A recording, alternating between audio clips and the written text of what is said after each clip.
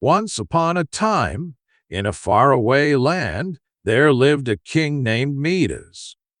He was a very greedy king who loved his wealth more than anything else in the world.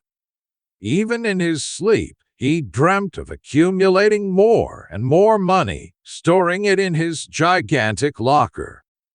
Day and night, he wished to the heavens for even greater wealth, never content with what he had.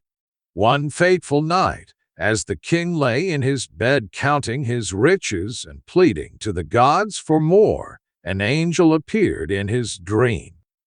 The angel asked, "Why, O king, do you desire more wealth when you are already so wealthy? Have you ever considered giving back and sharing your blessings with others?"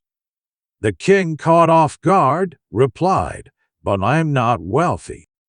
I don't have enough money or gold to spare." The angel, with a gentle smile, asked, "Why do you feel poor when you possess so much? Tell me, how much gold or money do you desire?" The king, driven by his insatiable greed, responded, "I want everything I touch to turn into gold." The angel chuckled and said, "So be it.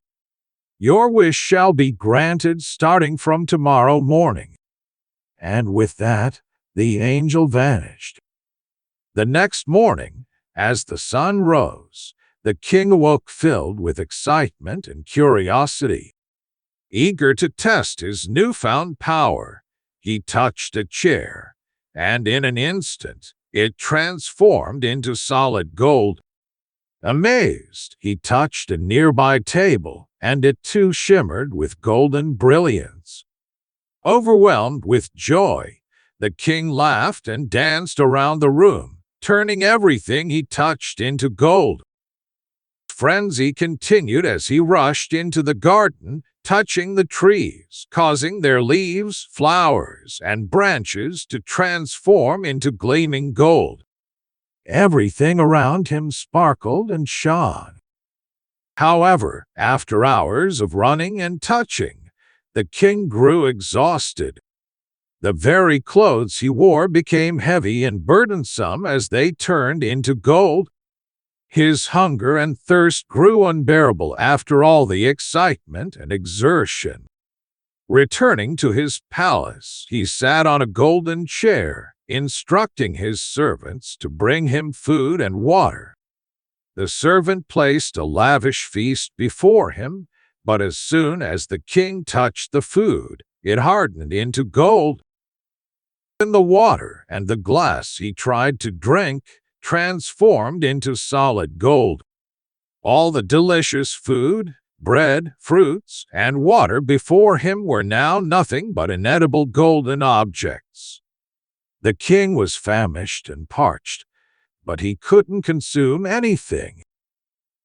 Air filled his heart, and tears streamed down his face as he realized the consequences of his insatiable greed.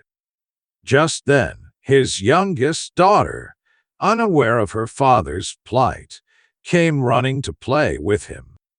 Seeing her father in tears, she tried to wipe them away, just as she always did. In a moment of forgetfulness, the king embraced his daughter, only to witness her body turning into a lifeless golden doll. He held the heavy golden doll in his arms, unable to feel the warmth and love that once emanated from his beloved child. Overwhelmed with sorrow, he cried out in agony. Seeing the king's anguish, the angel reappeared before him. The king immediately fell to his knees, crying and pleading for the blessing to be undone, as it had become a curse. "Do you still desire more gold?" asked the angel. "Or do you realize now that water is more precious? Is bread more important than gold?" The king, remorseful and enlightened, replied, "I no longer crave gold.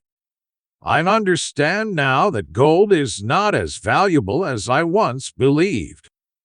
A person can live a happy life without gold, but without water and food, life becomes impossible.